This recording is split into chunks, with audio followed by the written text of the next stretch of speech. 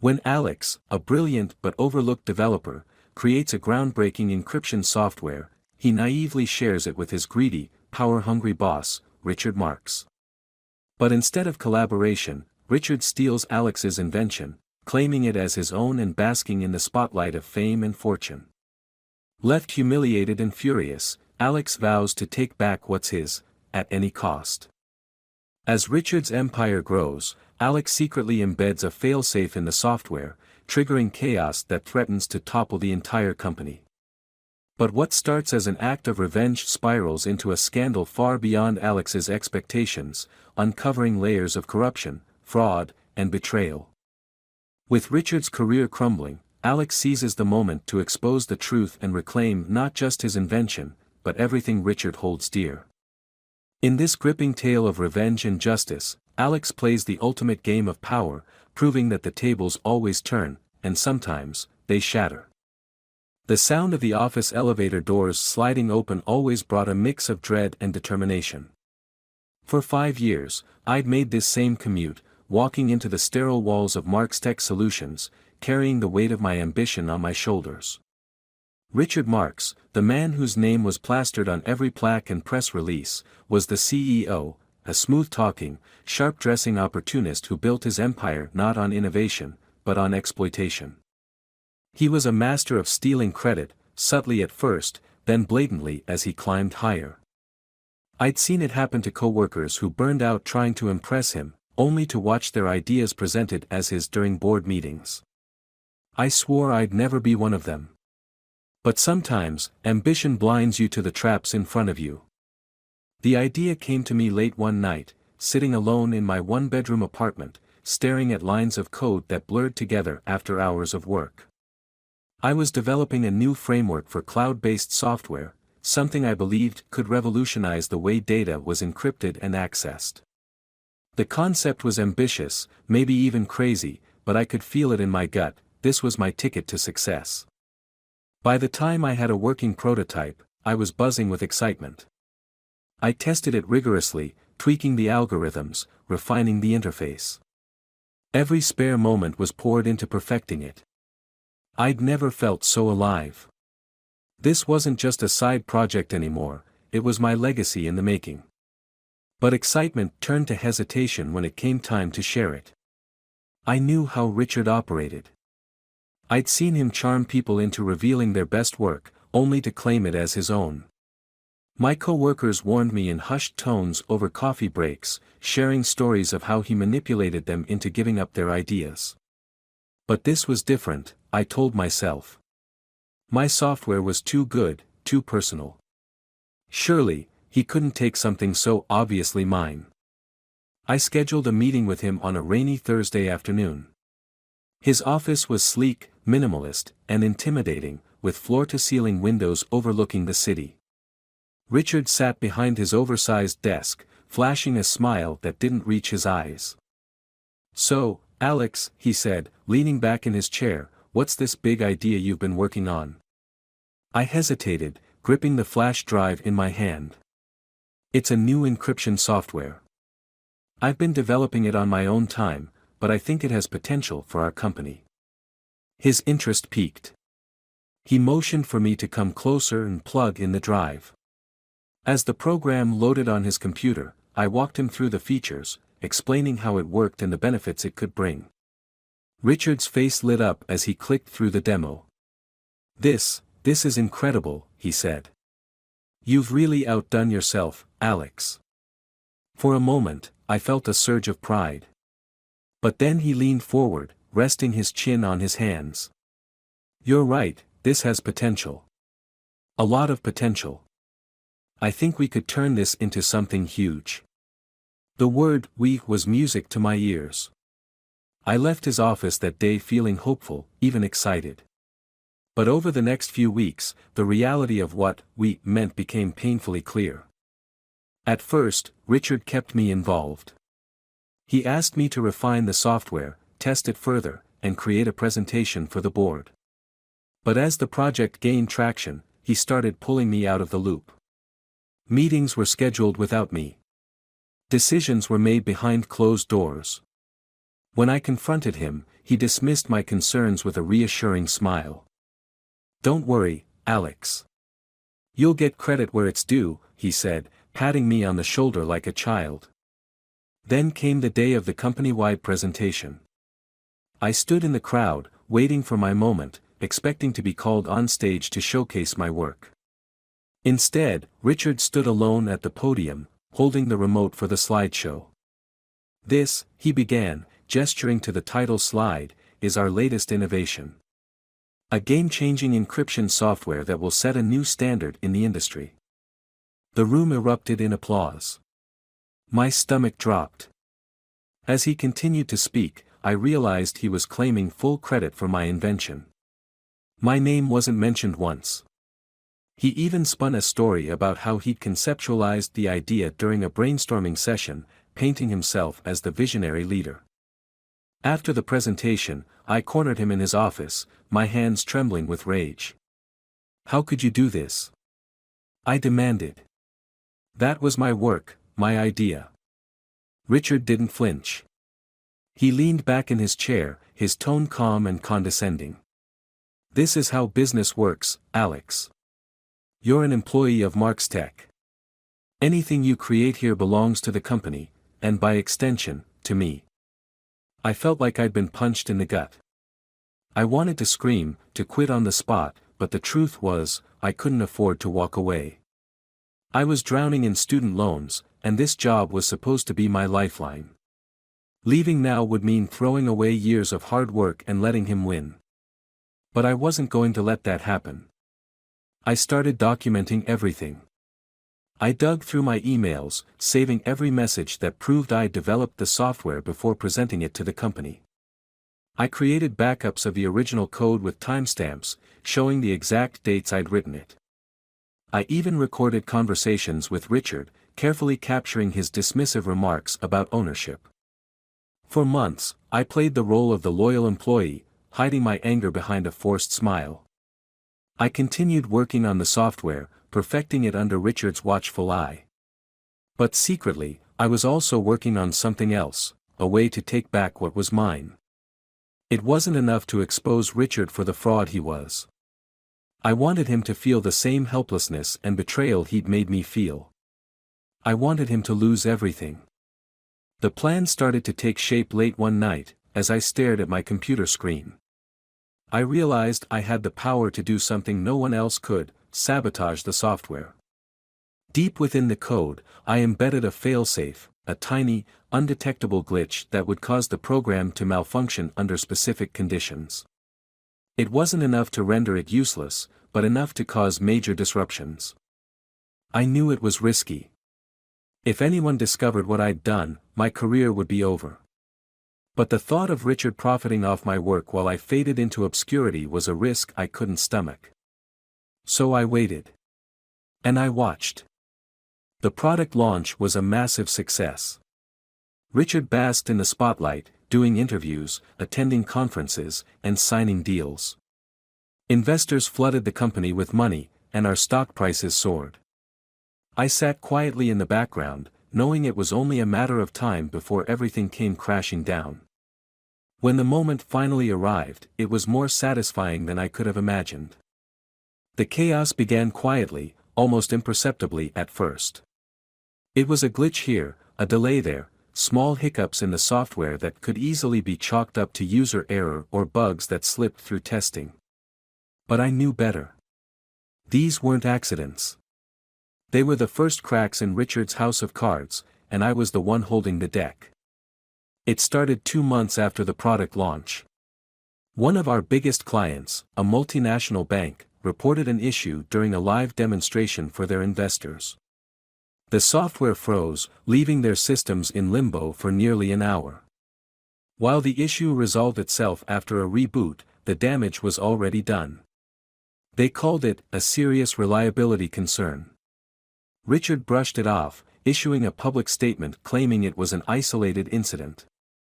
But I knew this was just the beginning. Over the next few weeks, the glitches grew more frequent. Customer complaints started pouring in. The software would randomly crash, corrupting files or disconnecting users from their networks. No one could figure out what was causing the problem. The engineering team worked around the clock, running diagnostics and combing through the code, but the failsafe I'd planted was invisible, hidden in plain sight, buried so deep in the system it would look like a natural anomaly.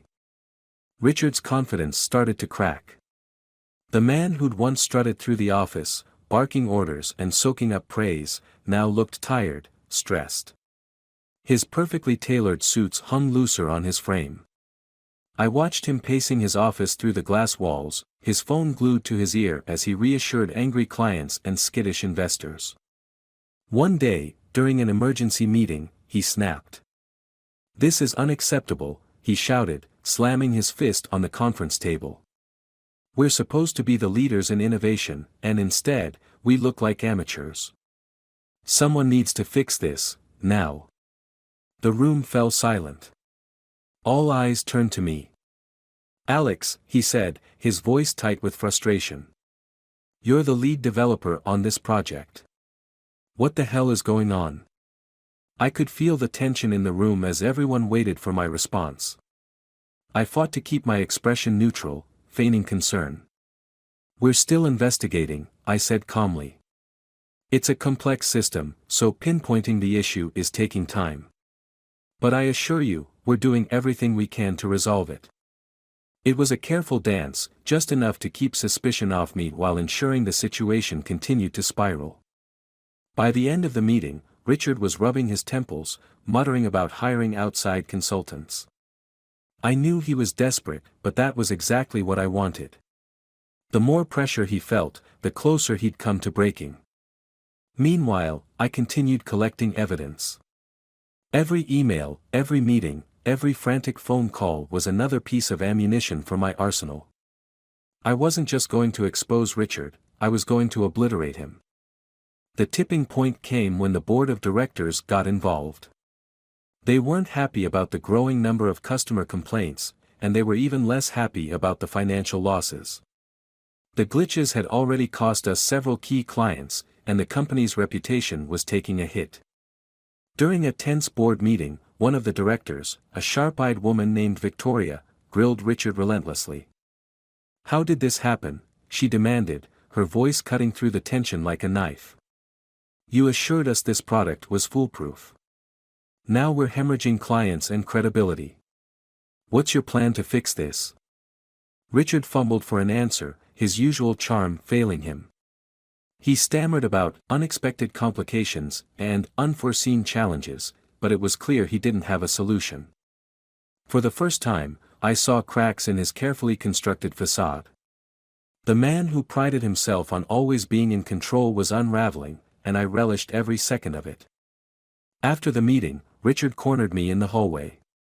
His face was flushed, his polished demeanor slipping. "Alex," he said, his voice low and urgent. "You've got to fix this. I don't care what it takes, just make it go away." I looked at him, pretending to hesitate. "I'll do my best," I said. But fixing it was the last thing on my mind. The failsafe was designed to escalate gradually, like a ticking time bomb. As the glitches became more severe, the company's problems multiplied. Investors began pulling out, the stock price plummeted, and the media caught wind of the story. Headlines painted Marx Tech as a sinking ship, and Richard as the captain steering it into the rocks. Behind the scenes, I prepared for the final blow. It was late one night when I walked into the empty office, my heart pounding with anticipation. I sat at my desk, typing furiously, uploading the final phase of the failsafe. This wasn't just about glitches anymore, this was about complete system failure. By the time the sun rose, the software would be unusable. As I worked, I thought about everything Richard had taken from me, my idea, my recognition, my trust. He'd built his empire on my shoulders, and now I was going to take it all away. When I left the office that night, I felt a strange mix of emotions. There was satisfaction, yes, but also a lingering sense of unease. I knew this wasn't just about justice, it was about revenge. And revenge had a way of leaving scars, even on the one wielding it. The next morning, the explosion hit. Clients called in droves, reporting catastrophic failures. Entire networks were down, sensitive data was corrupted, and businesses were grinding to a halt. Social media lit up with angry posts, tagging Mark's Tech in scathing comments. Inside the office, it was pandemonium. Phones rang off the hook, employees scrambled to respond to emails, and Richard was nowhere to be seen. I sat at my desk, pretending to work, watching the chaos unfold. My co-workers whispered about how this could be the end of Mark's Tech, about how the company might never recover from this.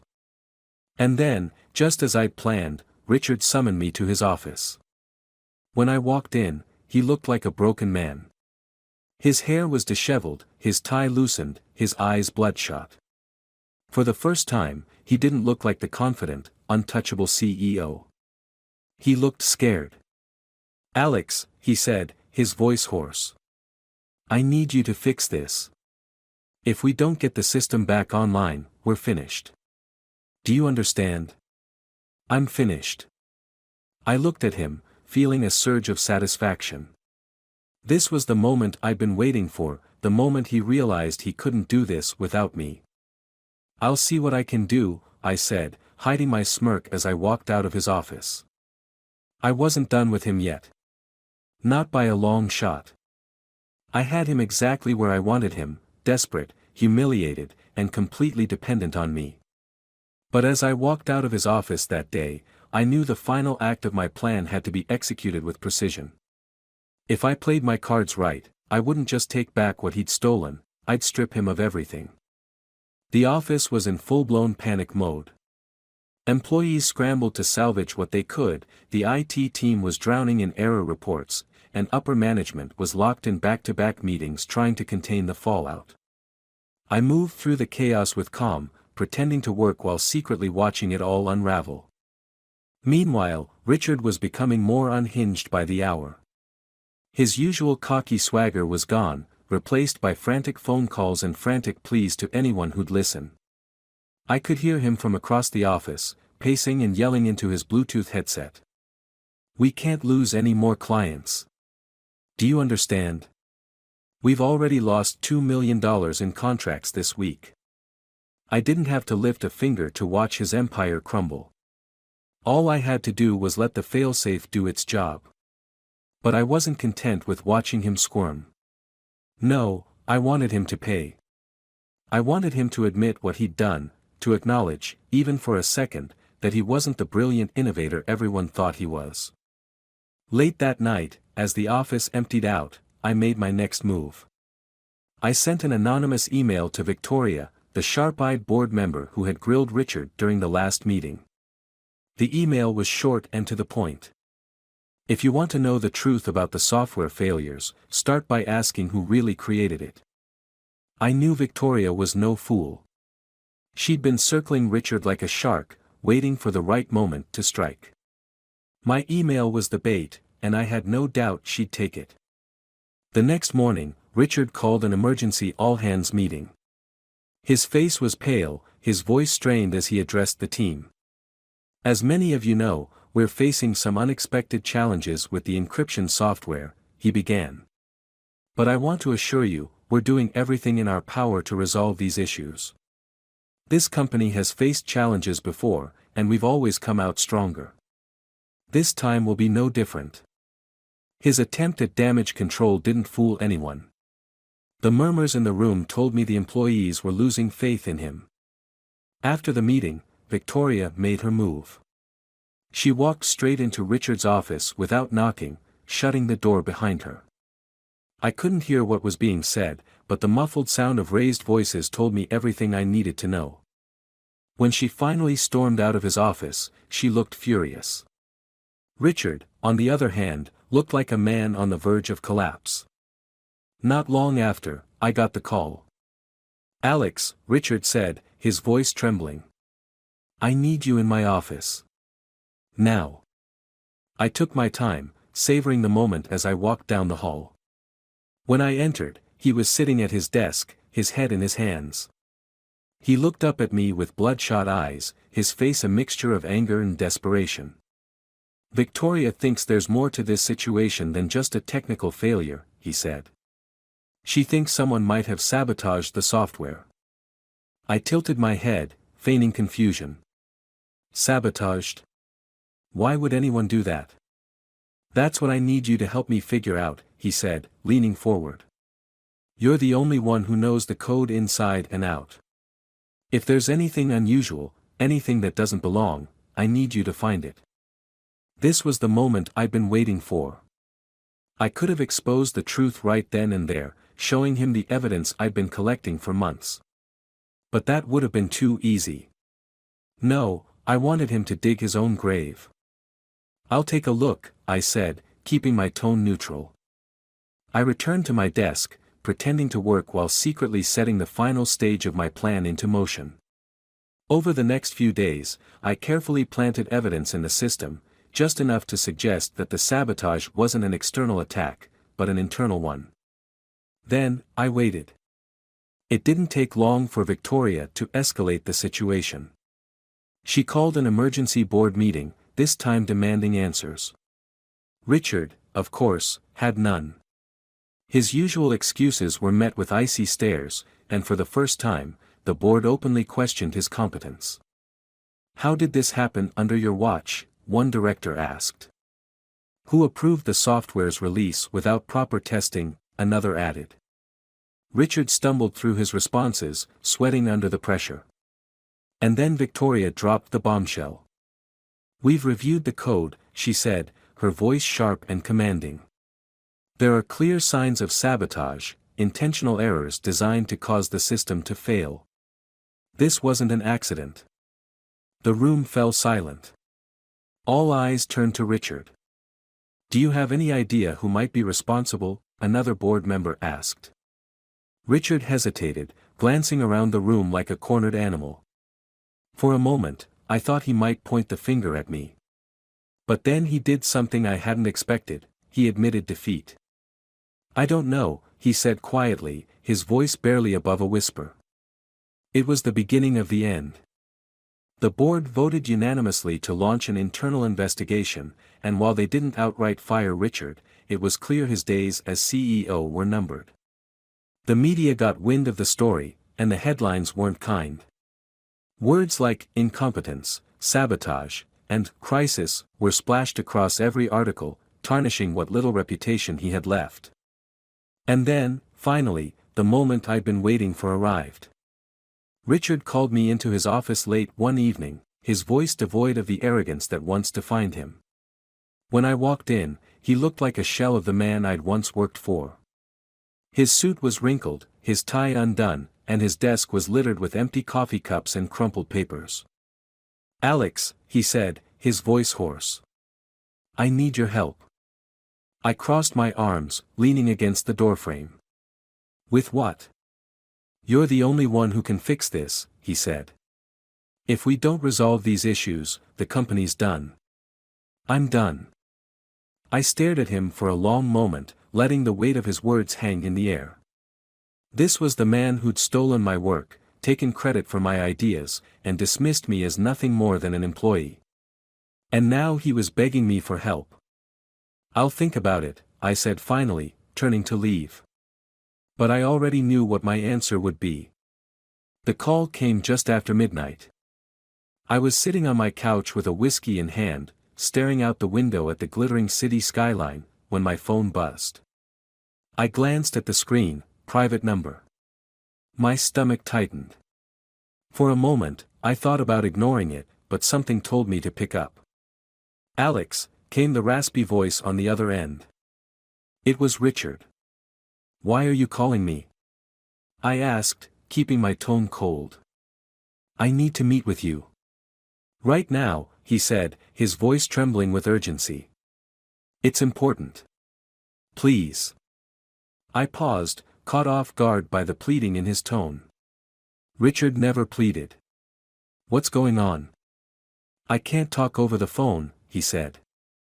I'll text you the address. Just, come. Please. Against my better judgment, I agreed.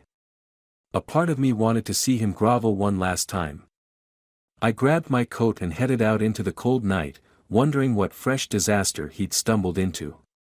The address he sent me was for a high-end hotel downtown. I arrived to find Richard in a dimly lit bar tucked into the corner of the lobby. He was slouched over a drink, his tie loosened and his face gaunt. He looked like a man on the edge of a breakdown. "You look terrible," I said as I sat down across from him. He didn't even acknowledge the jab. Instead, he leaned in close, his eyes darting around the room like he was afraid someone might be watching.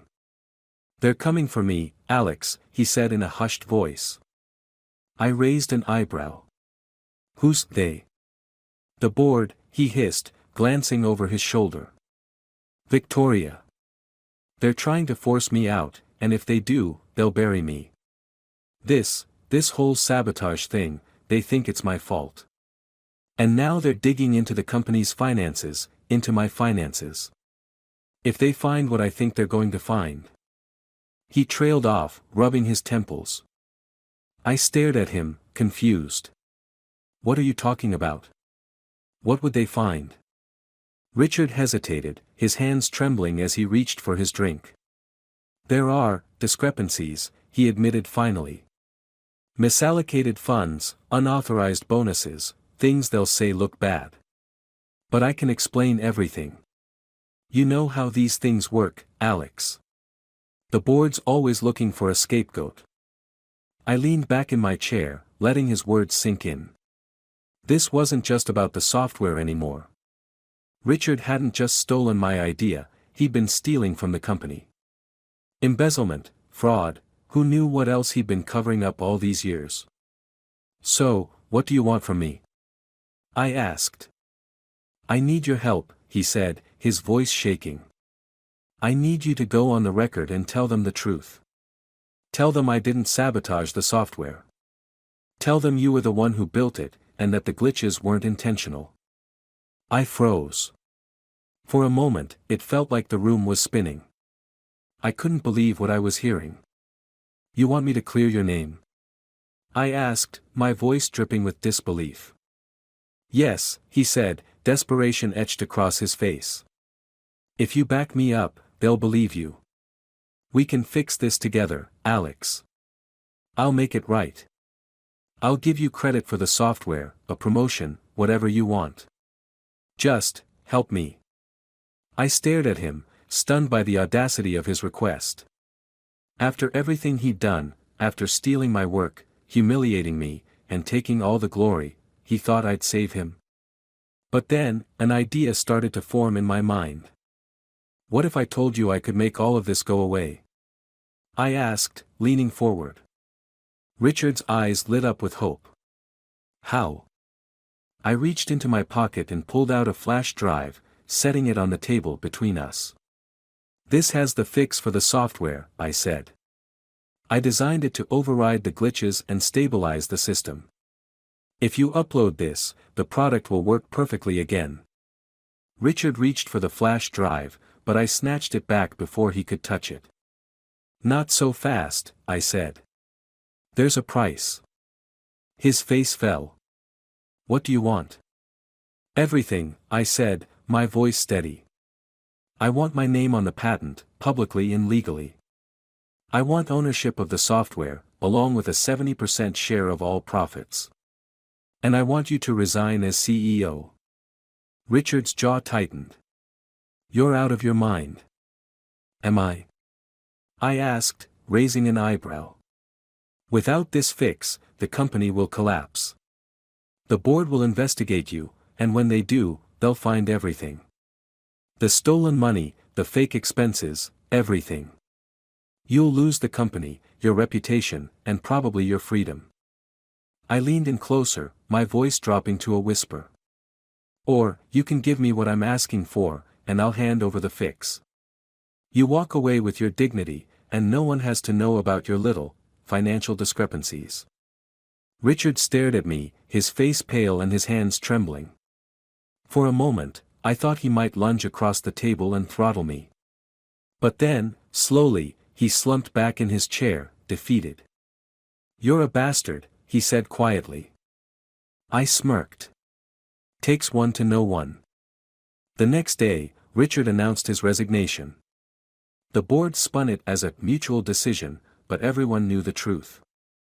Within hours, the company released a statement crediting me as the creator of the software. My name was finally in the headlines, and the money started pouring in. But the story didn't end there. A week later, a series of leaked documents hit the news. They revealed years of financial misconduct at Marks Tech, embezzlement, fraudulent accounting, offshore accounts. The documents painted a damning picture of Richard, and by the end of the week, the FBI had opened an investigation. I didn't leak the documents. At least, not directly. Victoria had been digging into Richard's finances for months, and I'd made sure she found exactly what she needed. It was a calculated move, one final twist of the knife. The last time I saw Richard was on the news. He was being escorted out of his mansion in handcuffs, his face plastered across every channel. The man who'd built his empire by stealing from others had finally lost everything. And me? I wasn't just the creator of revolutionary software anymore. I was the CEO of Marks Tech. Funny how the tables can turn, isn't it?